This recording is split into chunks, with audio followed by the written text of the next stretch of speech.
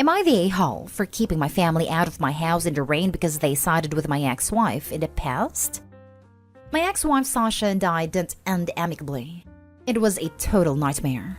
Up until it was actually finalized, she was in denial about us splitting and was doing everything to keep me in her life. When that didn't work, she went overboard. We were separated for 7 months before I filed for divorce, and only a few people knew about our status. But she kept telling everyone we were still together and just trying to work it out. We weren't, but that was her lying. The divorce dragged on for a while. Around this time, I became friends with my current wife. It was almost like love at first sight. We really hit it off, and within 3 months after meeting, we started casually dating. Sasha found out and spread a lie that I had been having an affair with my wife, and that's why I left her. Then made up another lie that she was pregnant and I just left her and our unborn child for the other woman. This was total bullcrap, but my family ate it all up. They never even gave me the chance to say my side. Then coincidentally, she miscarried from the stress of the divorce and I became an even bigger monster to them. They went for my wife too, calling her a homewrecker and many other horrible names. My wife was amazingly supportive through this, and I tried to keep her out of it as much as I could. But in the end, I cut my family out. And for maybe about 3 years, we haven't spoken. My wife and I just had a boy 7 months ago. Don't know how they did, but apparently my brother managed to catch my ex in her lies. The truth has been trickling out, and now they want contact. Except I don't want contact. After how they acted, and especially not the way they treated my wife. Without ever once believing me or giving me the chance to tell my side. My mom, my sister, and my dad came to our place and begged to talk. I refused to open the door, so they were left outside. Coincidentally, it started to drizzle a little over here. Still, I didn't let them in. My brother believes I'm being an a-hole leaving them outside the way I did, when their goal was to apologize. And I guess my mom said she felt humiliated and crushed. I told him that's fine, that I'm glad they finally saw the truth. But in a way, I saw the truth in how ugly they can be. And even if they are remorseful now, my life has been happy and full without them. Now it's resorted into anger from him and my dad, thinking I'm being an immature a-hole for not even giving them the chance to come into my home. It seems wild to me that they'd go making me out to be the bad guy. I don't really know. Am I? Now for the top comments. Not a a-hole. The real reason they're contacting you is that they want to see your son. Interesting that you heard nothing from until your baby's birth. Your family could have approached by phone call, email, text. But they really want to see your baby, and that is why they tried visiting in person before offering apologies ahead of time. I've considered that the main reason too. Don't know how long ago they learned the truth. Apparently recent. That really lines up with their behavior. Don't be surprised if they make another approach. I would make sure that there are no flying monkeys that would share photos of your child with them. Wow. Not an a-hole. They locked you out of the storm of your divorce, when you could have used shelter with your family. I could keep going making parallels, but I feel this is enough. I'm assuming they arrived there through their own transportation. They could have just left instead of hanging out in the rain. I'm gonna say not an a-hole. They never should have gotten involved in your relationship drama in the first place. And it's hilariously ironic that they're mad at Opie for not giving them a chance to apologize, when none of them gave Opie a chance to tell a side of the story all those years ago. I wouldn't be open to forgiving my family for their betrayal either, especially not with them behaving like this. This isn't remorse or contrition. This is entitlement. People who are actually sorry and understand how wrong they were don't behave like this. Them calling him an immature a-hole for not immediately opening his home to them merely reiterates that they still do not grasp the extent of how messed up their behavior was. Next story. Am I the a-hole for kicking my brother out for announcing his wife's pregnancy right after I announced my daughter's diagnosis? Just to make sure I represent both sides of the conflict. My brother and his wife suffered from not having kids for years, and it impacted them greatly. They loved kids in the family, but always wished to have kids on their own. Lately, we got busy with Megan's 12 health problems. She started suffering from anemia, loss of appetite, and recurring fevers.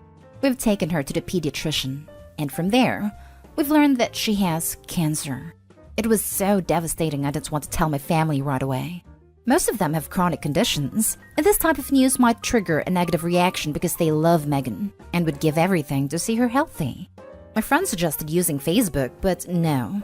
My husband and I decided to gather the family at my house this past Wednesday to announce Megan's diagnosis. My aunt didn't take it well because she holds Megan dear, so she was rightfully the most devastated one.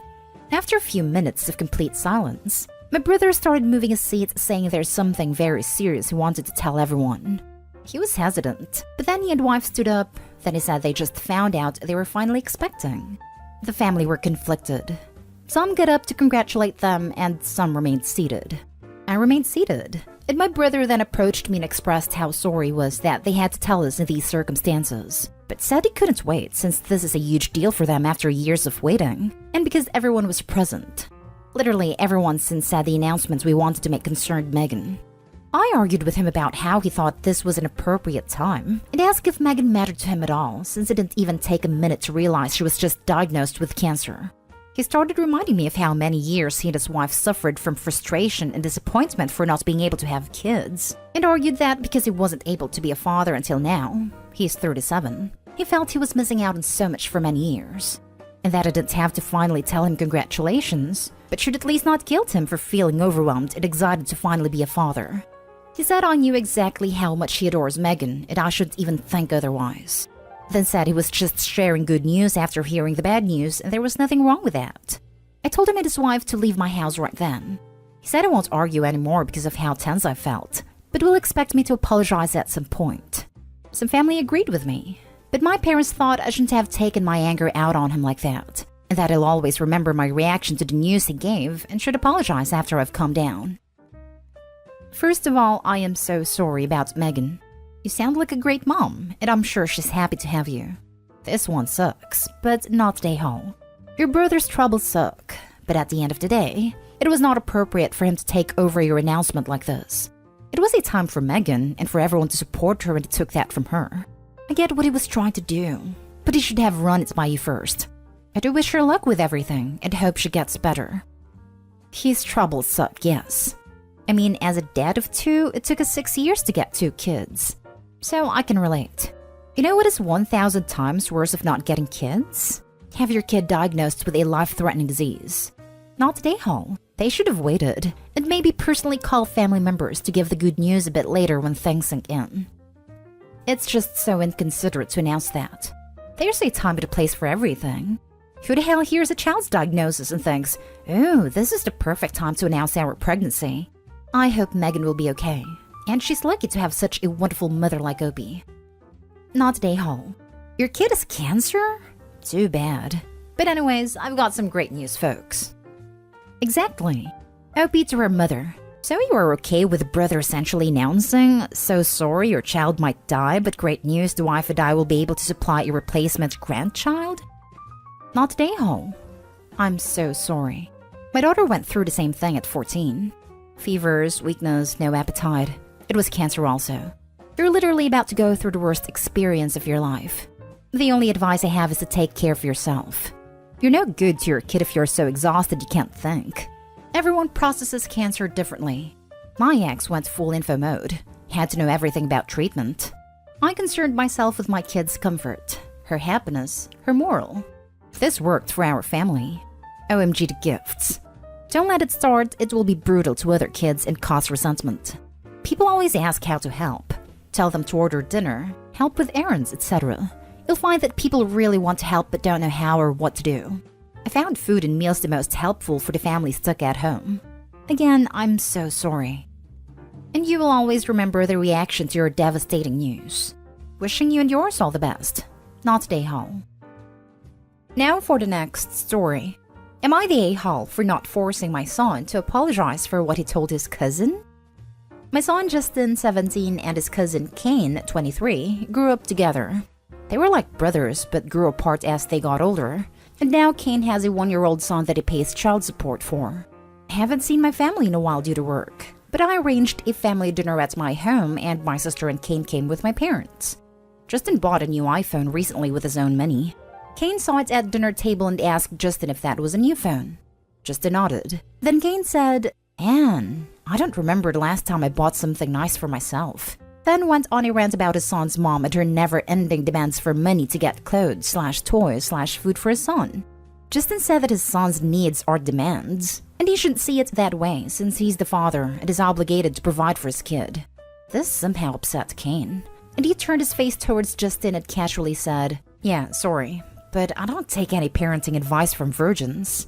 Everyone got quiet, and Justin looked around and saw the impact of what his cousin said on everybody's face. He has medical reasons for not being able to be in a relationship, so this must have really got to him. He replied, "Well, at least I don't have to pay child support, so I'm going to enjoy every penny I spend the best I can."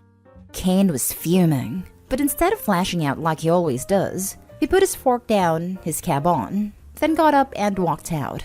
My sister followed, then asked me for a private minute. She got angry, saying my son overstepped the line with his passive-aggressive, backhanded comments towards his cousin, and should stop rubbing his new electronics and gadgets in Kane's face with complete disregard of his struggle and inability to afford one or two of the things Justin has. I told her humiliating my son and using his medical condition to gain advantage in an argument was a low blow, then said that Kane started it by bugging his cousin, who, by the way, was minding his own business.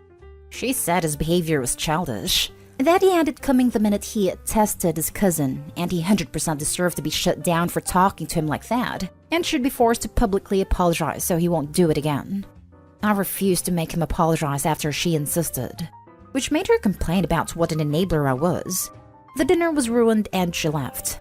My father said I should make Justin apologize for causing Kane to leave dinner so he could get this over with, but I said I won't. Am I the a-hole? Now for the comments. Not the a-hole, though Kane is the a-hole. He fathered a child and now he needs to be responsible, which costs money. Throwing your son's medical condition in his face is horrible, childish behavior. The only one who should apologize is Kane. He needs to be civil to his family too. It's not a one-way street that only your son needs to be civil.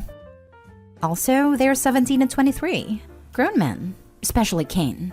Sure, still young and immature with underdeveloped brains, but good grief. Demanding you make your 17-year-old son apologize because he hurt his 23-year-old cousin's feelings is infantilizing. They can work out their problems themselves. Or not. You march a 7-year-old over to apologize for fighting, not an adult. And even then, Kane started it. So he should apologize or drop it. Owning a phone isn't a personal insult.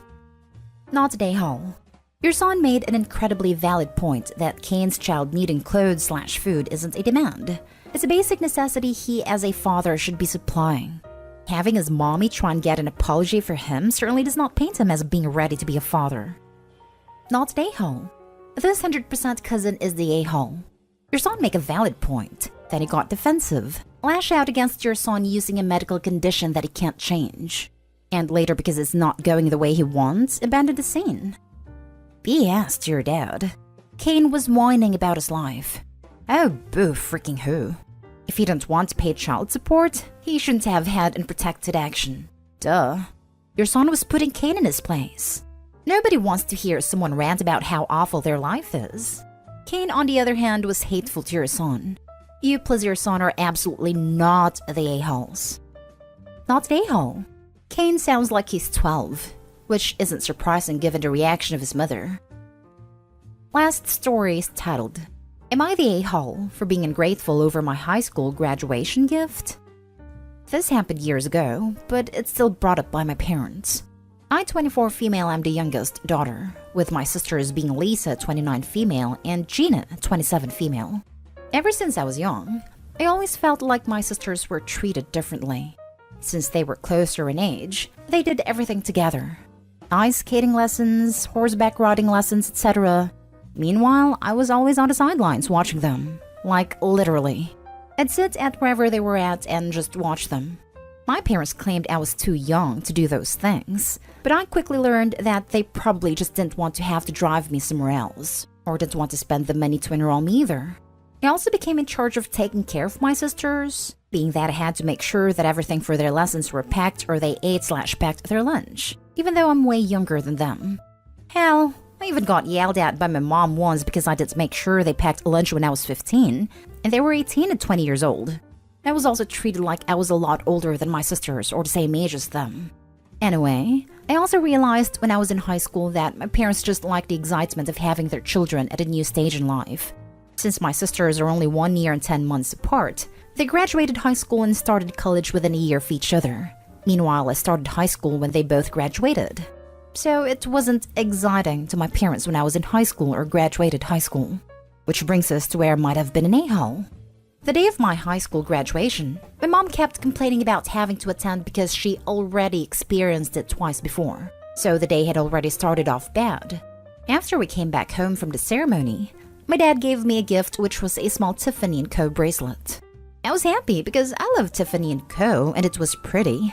My mom started getting all mad because she told my dad that they agreed to buy me a pen from there, which was cheaper than a bracelet because my sister Elisa's 22nd birthday was going to be in a couple of weeks.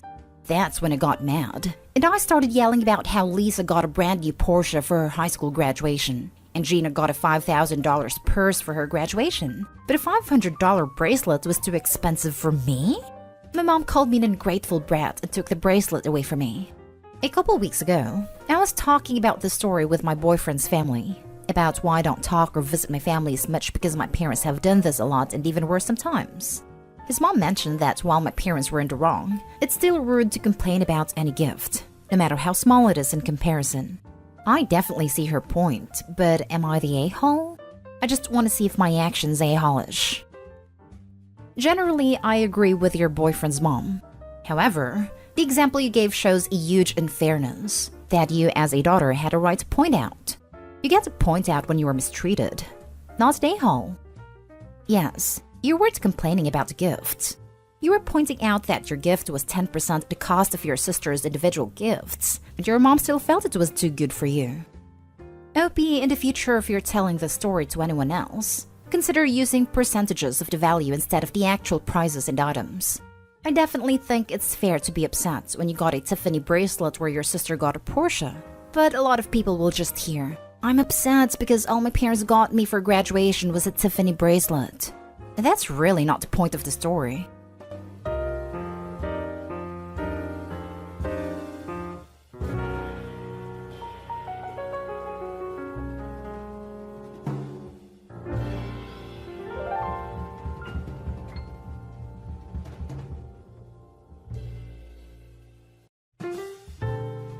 Am I the a-hole for throwing my ex's words in his affair partner wife's face after she spent the last 5 years taunting me?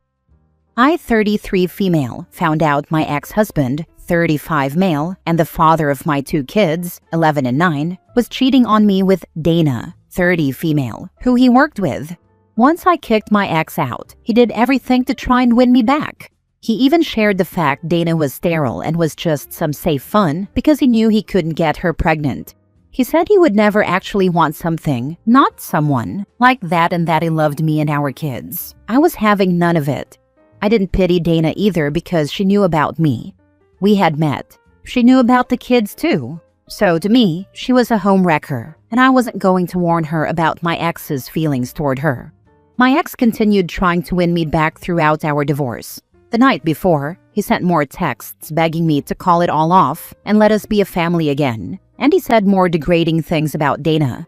But I didn't listen to him. I was done.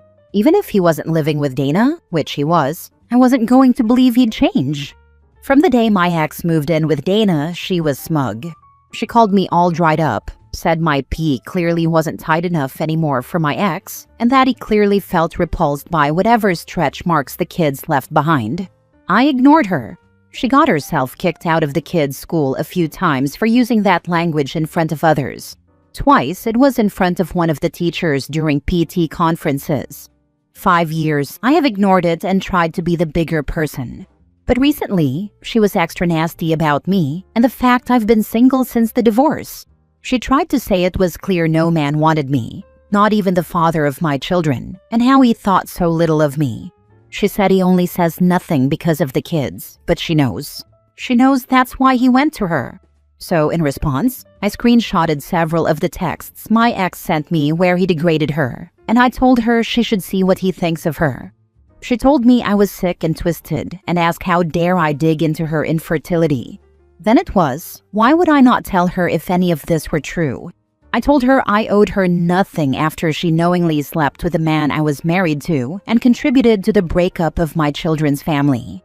I told her I found her as disgusting and repulsive as him, but I had done my best to ignore her all these years while she degraded me. Then I told her to look inside her house for all that nasty crap and reminded her to check the dates on the messages. She texted me several times in the aftermath. I muted her. Can't block while they're together because she could be with my kids in an emergency, and the court order states we must keep this access open. So now the plan is to unmute whenever the kids are over there, and mute the second they come home to me. But am I the a-hole? Now for the top comments. Not the a-hole. Most certainly got what she was repeatedly asking for. You just gave her the truth. She gets to live with it and deal with it. I'm sure she's devastated now that the cheater turned out to be a disgusting person, and she's stuck married to him and will probably stay for at least a while because she doesn't want me to win, even though he's no prize. But hey, she's always known how she feels, so that's great. If she keeps it up, just remind her that his mistress position is open now that she's the wife. That ought to shut her up for a little while. Absolutely not the a-hole. If she wants to fight dirty, she'd be foolish not to expect some of it in return. She's pretending she doesn't believe you, but at the very least, you've planted the seed of doubt. Deep down, she knows that your ex would go running back to you if you gave him half a chance. Wouldn't hurt to remind her of that next time she gets nasty, and then remind her that she's welcome to your sloppy seconds. That's all she's good for anyway. She believes them even if she doesn't want to, and she knows I know that. How could she not, when nobody else would know to tell me the stuff he did? Medical info about her too. But whether she acts on it or not is up to her. I wonder if she'll stay if the next mistress is fertile and can give him more babies. Just out of curiosity, what did your ex say about you sending the screenshots? He said nothing to me. I don't know about what he said to her. Next story. Am I the a-hole for snapping at my wife because she keeps wishing our kids had my features? I am a 30-year-old Belgian Flemish guy, and my wife is 28 and Chinese. We already have 2 sons. One is 5 and the other is 1, and she is pregnant again with our 3rd boy. For context, I am blonde with blue eyes, and my wife has black hair and brown eyes. She is also quite tall for a woman, about 5 feet 8 or 173 centimeters, and very pale, even lighter than me. Our oldest ended up with brown hair and green eyes, and our second surprised us by coming out blonde and blue-eyed. Since the day he was born, she keeps saying how lucky he is to have blue eyes and blonde hair. At first, I thought it was just her way of complimenting him, but it has not really stopped. Now that she is pregnant again, she keeps saying things like, "Wouldn't it be great if this one also had blonde hair and blue eyes?"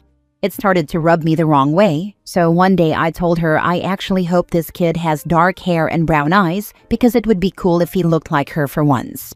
She did not take it well and said I was overreacting. She said I twisted her words and that she does not favor one look over another. According to her, I should not have thrown that at her. But from my side, I don't think I said anything wrong. Sure, I admit I said it on purpose to give her a taste of her own medicine, but it's also true that both our sons don't really show strong Chinese features, and I honestly think it would be nice if our 3rd son looked more like her. That said, I'll love him either way. So, am I the a-hole? Edit. Just to be clear, do not worry about my eldest. I always tell him how beautiful he is, and I mean it every time. I love reminding him how amazing his brown hair and green eyes are. He is a gorgeous kid, and I make sure he knows it. Not the a-hole. My mom spent my childhood saying she wished I had got my dad's blue eyes and black curly hair instead of her brown eyes and brown dead straight hair. She unintentionally made me feel ugly for years, which confused me because I thought my mom was beautiful. Those insecurities 100% get passed down when they are vocalized, especially when it's frequent. I should add, my mother was one of the most amazing women I've ever known. She just thought she had let me down with her genetics because of how little she saw in herself. It made me sad when I realized it didn't hurt my relationship with her, only my relationship with myself. My daughter hates that she looks like her father and not me. I've tried telling her how beautiful she is, with dark features, how people try to have a tan like her and end up damaging their skin over it. But her brothers look like me and she is very jealous of that. This can't be the first time in your entire marriage and relationship that she's displayed her preference for blonde hair and blue eyes. She married you, didn't she? It's pretty common in Chinese culture to fetishize Western features. Of course you're not the a-hole, but be prepared for her to show favoritism to your children who don't resemble her. You know, I hear all the time about Western people fetishizing Asian features, and I live in the US where things like fawning over Japanese and Korean people are pretty common, so it's really wild for me to hear the adverse side of it. Is this exclusively a Chinese thing, or do other Asian cultures also have a similar phenomenon? I'm Chinese in an Asian country, and it's still common for people to have Eurocentric beauty standards, deep-set eyes, sharp nose, fair skin, for completely Asian babies, which makes no sense. I had relatives who told me to pinch my daughter's nose bridge so it wouldn't be so flat in front of her. I've also heard those comments as a young girl, and it's annoying. My sister used to be teased for having monolids when her two other sisters didn't. She grew up and did double eyelid surgery. Maybe that preference has been internalized from years of Eurocentric beauty standards in our culture. Or maybe she just really thinks you're the better looking of you two. Either way, I believe you both love your kids equally, but it can be very damaging saying such things out loud, especially in front of 3 kids who look different from each other. She may not see it yet, but you need to have a constructive, not passive-aggressive conversation with her. Many years ahead, and you never know which is the one sentence that sticks with your dark-haired kid for life. Next story. Am I the a-hole for removing my ex-wife from my life and not understanding why she still has our old photos up? 3 years ago, I, 43 male, left my now ex-wife, 39 female, after discovering she had been cheating on me. We had been married for 15 years, and I thought we were building a stable life together. Finding out about the affair completely shattered me. It wasn't just about the betrayal. It made me question our entire relationship. I kept wondering if all those years, all those moments, were nothing more than a lie. When I decided to move forward with the divorce, I also made the choice to completely cut her out of my personal life. I removed her from all of my social media accounts and went through my phone and computer to delete every picture of us together. At the time, it was painful, but it felt necessary. For me, wiping the slate clean was the only way I could start to heal. I didn't want constant reminders of someone who had hurt me so deeply, and I didn't want to keep seeing her face tied to memories that no longer felt real. Yesterday, my kids were scrolling through their mom's Facebook page while we were together. They pointed out that she still has a ton of pictures of us posted. Some of them were family photos of me with the kids, but plenty of them were of me and her as a couple, vacations, holidays, and everyday moments from when we were together. Seeing those old pictures caught me completely off guard. It threw me for a loop because I just don't understand why she would keep those photos up. She was clearly so unhappy in our marriage that she ended up cheating. So why hold on to the images of a relationship she destroyed? From my perspective, leaving those pictures up feels like she's clinging to something that no longer exists. I'll admit, it bothers me more than I expected. I'm not angry exactly, but unsettled. I worked hard to cut ties, remove reminders, and give myself space. Meanwhile, she seems fine with keeping all of it public. Part of me wonders if I'm overthinking this or if I'm justified in feeling strange about it. So, am I the jerk for feeling uncomfortable and for completely erasing her from my life while she continues to keep our old photos on display? Now for the top comments before the mini update. Not everyone feels the need to erase all evidence of a relationship from social media after a breakup. Those 15+ years of life and milestones and memories don't cease to exist just because it ended badly. If you found it cathartic or helpful to delete any trace of your marriage from social media, great. Just because she doesn't feel the same urge to purge doesn't mean she's still hung up on it. Or you just don't care. I still have pictures up from years ago. I'm way too lazy to go through them all. They don't bother me at all. I'm in this camp. I divorced my ex-wife 12 years ago, and I didn't delete any social media pictures of our life together. The only pictures that I even removed from my camera roll on my phone were anything that could be deemed NSFW. I don't scroll back and look at them. I just don't care that they exist, and couldn't possibly muster up the energy to go through and delete them all. No a-holes here. It could be as simple as she can't be bothered to go back through her old Facebook photos. I've got stuff in there from almost 20 years ago, and I haven't looked at them in probably 10 years.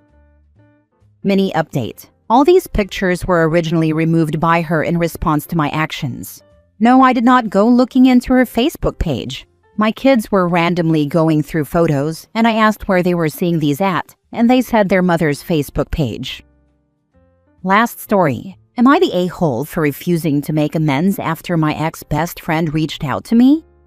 The other night I got an Insta message confused. I thought it might have been a mistake.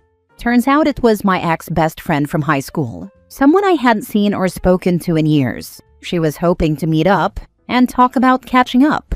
Hannah, we went to kindergarten together and were friends on and off throughout our school years. Our moms were friends, which made it easier. I thought she was my person. At least until the summer before senior year, and my mom got sick. She got real sick and passed away from it pretty quickly. Entering senior year, I was in a very dark place. Hannah was my rock, her and my other friends at the time. I was starting to feel better about myself, and when prom rolled around, I asked if we could go as friends. It felt right, and things were really starting to feel okay again, until she ditched me at prom. I guess her and a couple of our other friends had agreed to a slumber party without me. I felt so embarrassed. No goodbye. No sorry we left you at the prom by yourself. It was even worse when I had to call my older sister to give me a ride home. I mean, I can still see her disappointment. Even worse, the principal walked me to the car because I had asked him to check if my friends had left prom. When I asked Hannah for an explanation at school, all she could say was she was tired. You've become toxic with your sadness. Every day you cry and whine about missing her. I loved your mom too, but you make it so hard to be around you. Honestly, I couldn't breathe after that. How does a kid respond to that? I ended high school with no friends, and it wasn't made easier that she never told her mom. Graduation day, Hannah's mom gave me flowers and thanked me for being her daughter's friend. I told her the truth about prom and walked away before I began to cry. I left those things behind me, and now she has the audacity almost 10 years later to try to patch things up? I can't. At least I don't think I can. We spent so much of my childhood being together that I just don't know. She looks like she's done well for herself, so maybe she's changed? But I was really hurt and I don't think I recovered from it. Not the a-hole. Doesn't sound like the message was an apology. Unless the message was a complete apology, showing self-reflection, and with no obligation on you to give her closure, don't open the door to your heart. She'll hurt you again. It was a short hello, a gift from friends, of Joey saying, "How you doing? And would I be up to meet up for lunch to talk?" You can see now why this surprised me out of nowhere. 50% chance it's an MLM thing. Don't bother. She's not apologetic. Not the a-hole. She abandoned you when you needed her most and said cruel stuff that stuck with you for years. You don't owe her closure or a reunion. If reconnecting hurts more than it helps, you have every right to keep that door closed. Think the only reason I would ever want to talk to her again is to see if her mom is okay. Hannah's mom had a stroke roughly a year ago and hasn't gotten much better, or so I'd heard. Not the a-hole. She's got a close family member who's sick or passed away and wants to unload it all on you because you'd understand and you owe her nothing. She abandoned you when you needed her most. Block that messenger and keep moving forward. There's no justification she can make for leaving you friendless after you lost your mom. You're just going to hear "we were kids, we didn't know any better" type excuses, while she unloads all her grief on you. She can go get a therapist. Yup. She wants someone to be her therapist while she deals with her own mom's health issues because OP would understand what she's going through. There's also a slight chance that she's reaching out because her friends have abandoned her just like she did to OP, because they too think that someone struggling and grieving gives off toxic energy that they don't want to be around. As far as I know, our original friend group broke up after high school because they all felt conflicted regarding everything that happened our senior year. I had some friends that agreed that my grief was valid. However, majority of them agreed with her.